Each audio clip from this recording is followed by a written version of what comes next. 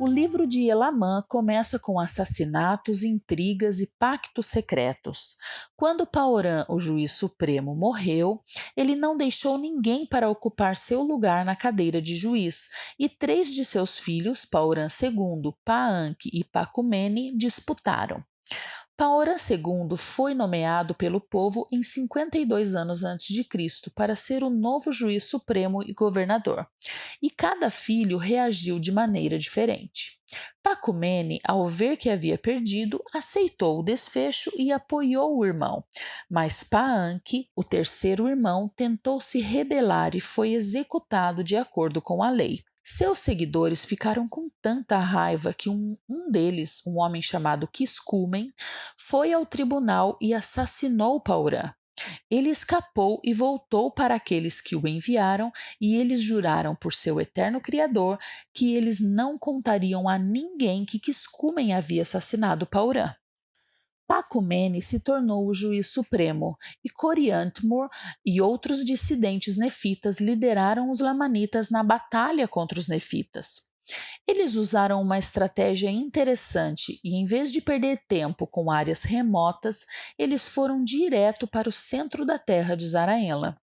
Morônia e Lei não esperavam um ataque tão direto e, por causa da contenda no governo, não havia guardas suficientes. Quando o exército lamanita marchou tão rapidamente, não conseguiram reunir suas forças com rapidez suficiente para conter o ataque, e os lamanitas capturaram Zaraela. Coriantmur matou Pacumene, o que levou a mais batalhas e a um trágico ciclo do mal, e Elamã II tornou-se o novo juiz supremo. Mormon destaca os pontos mais importantes que ele deseja que entendamos com sua frase, e assim vemos que. E um dos maiores problemas dessa sociedade eram combinações secretas. Elamã seguiu seu pai e não incluiu os juramentos e convênios malignos da sociedade jaredita em seus registros, mas Satanás os revelou a um homem chamado Gadianton, que era extremamente hábil em muitas palavras e em seu ofício, para continuar a obra secreta de assassinato e roubo.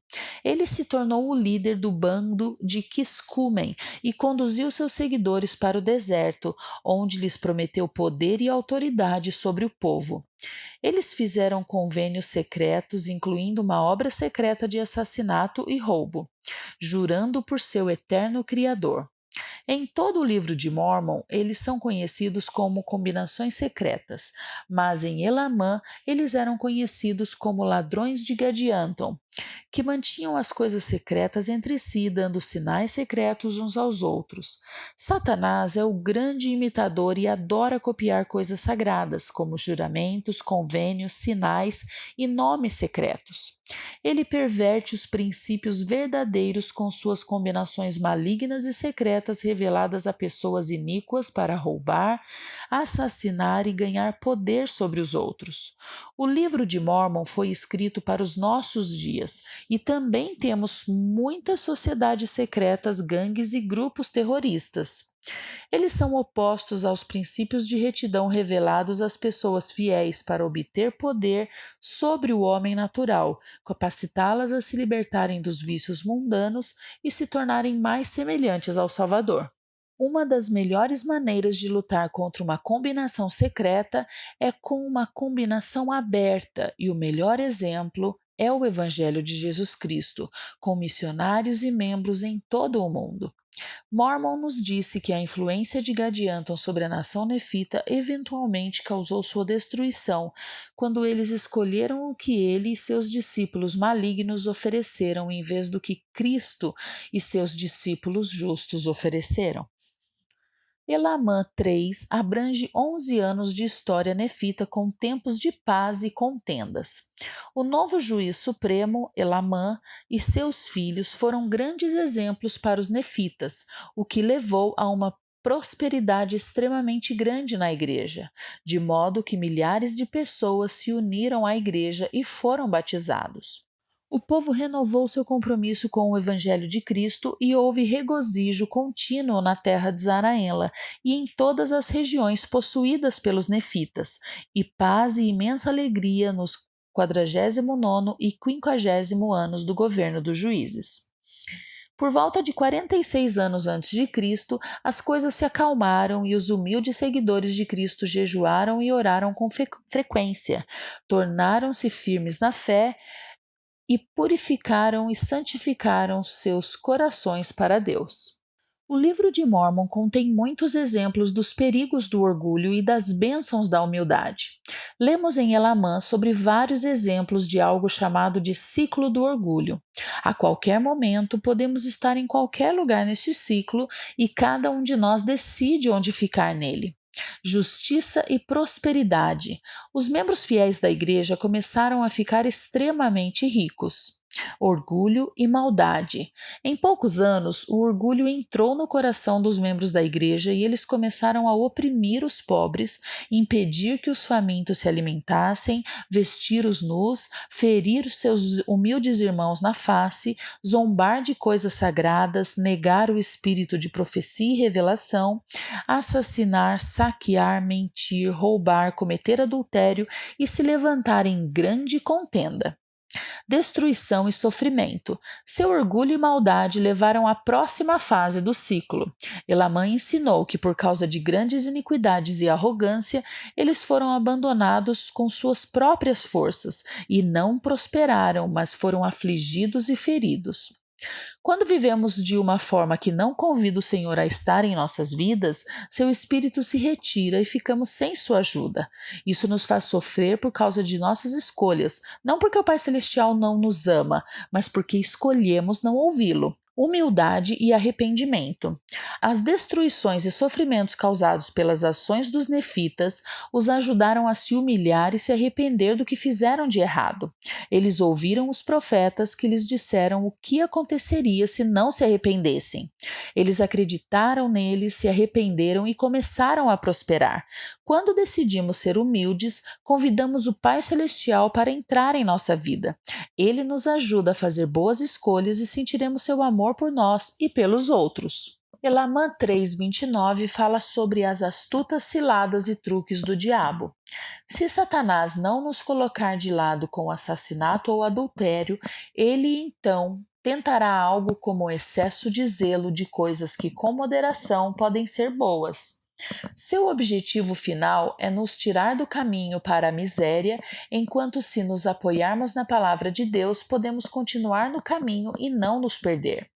Membros humildes da Igreja de Cristo foram santificados e se tornaram limpos, puros e livres do pecado por meio da expiação de Jesus Cristo, porque entregaram seus corações a Deus. Elamã 4 mostra uma nação se desintegrando, quase em queda livre.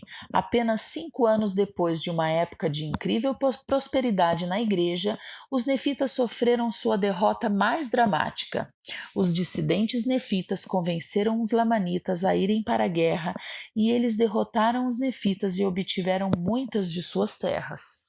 Os nefitas foram expulsos para a terra de abundância, onde se fortificaram e puderam resistir a novos avanços dos lamanitas. Mormon disse-nos que esta grande perda dos nefitas e a grande matança entre eles não teria acontecido se não fosse pela iniquidade e abominação entre aqueles que também professavam pertencer à Igreja de Deus, por causa do orgulho de seus corações, suas riquezas excessivas e sua opressão aos pobres.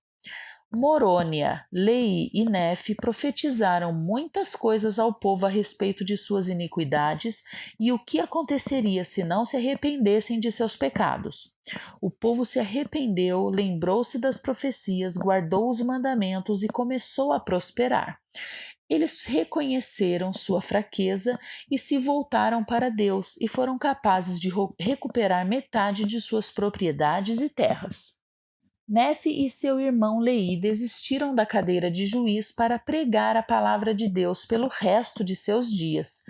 Eles se lembraram de seu pai, das palavras de Elamã, para guardar os mandamentos e lembrar por que eles receberam o nome dos profetas Lei e Nefe, que deixaram Jerusalém, e todas as suas boas obras.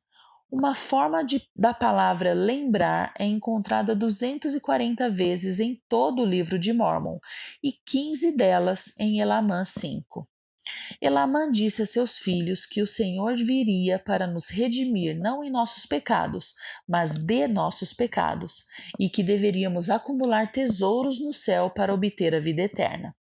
Eles pregaram com grande poder e autoridade para nefitas e lamanitas que estavam convencidos da iniquidade das tradições de seus pais, e muitos foram batizados. Esses capítulos podem ser a fonte de uma de nossas parábolas mais famosas, a história dos 3 porquinhos, que construíram uma casa de palha, de madeira e tijolos, que os salvou de um lobo perigoso que poderia derrubar suas casas mais fracas. Elamã nos ensinou que, para nos proteger contra o orgulho, a contenda e a influência de Satanás, devemos construir nosso alicerce sobre a rocha de nosso Redentor, que é Cristo, o Filho de Deus. Quando entregamos nossos corações a Jesus Cristo, o diabo não terá poder sobre nós, com seus fortes ventos e tempestades, e não cairemos. O nome de Satanás vem do hebraico e significa adversário ou enganador. Nefe e Leí experimentaram grandes milagres ao pregar. Eles foram para a terra de Nefe e foram jogados na mesma prisão em que Amon e seus irmãos foram lançados pelos servos do rei Lime. Muitos lamanitas vieram matá-los e foram impedidos por um anel de fogo que protegia Nefe e Leí e queimaria qualquer pessoa que tentasse tocá-los. Eles disseram que estavam protegidos pelo poder de Deus, e um terremoto e uma nuvem negra cercaram a prisão. Uma voz baixa falou 3 vezes em um sussurro e disse ao povo que se arrependesse e parasse de tentar matar Nefe e Leí. Um nefita apóstata chamado Aminadab viu seus rostos brilhando na escuridão e conversando com anjos. Ele disse aos lamanitas que orassem e se arrependessem até que tivessem fé em Jesus Cristo para se livrar da nuvem negra. Todos oraram e a nuvem negra saiu, então eles viram uma coluna de fogo que não os queimou, nem queimou a prisão. Os lamanitas sentiram grande alegria e seu coração encheu-se do Espírito de Deus. O Espírito Santo testificou paz para eles e eles viram anjos descendo do céu. Eles ministraram a outras pessoas e disseram-lhes o que tinham visto e ouvido, e a maioria dos lamanitas acreditou neles e guardou as armas. Eles devolveram a terra que haviam conquistado, pararam de odiar os nefitas e acabaram se tornando mais justos do que eles. Como Aminadab, que aprendeu que, para encontrar o caminho de volta de uma nuvem de escuridão, devemos também nos arrepender e orar até que a dúvida e as trevas desapareçam de nossas vidas. O Senhor quer nos receber de volta e está mais preocupado com o que somos do que com o que éramos, e onde estamos do que onde estivemos. E estes são os capítulos 1 a 6 de Elamã no livro de Mórmon, outro testamento de Jesus Cristo. Agradeço todos os comentários que vocês enviam a cada semana e fico feliz que vocês gostem de assistir aos vídeos da PonderFan. Você pode ajudar a apoiar a criação deles aproveitando o especial de $8 mensais no site PonderFan Etsy, mostrado na descrição abaixo. Se você gostou deste vídeo, inscreva-se neste canal do YouTube, curta e compartilhe a página do PonderFan na Facebook. E compartilhe esses vídeos com quem você acha que possa gostar deles e continuaremos fazendo novos. Obrigada novamente por assistir e encontre algum tempo esta semana para refletir.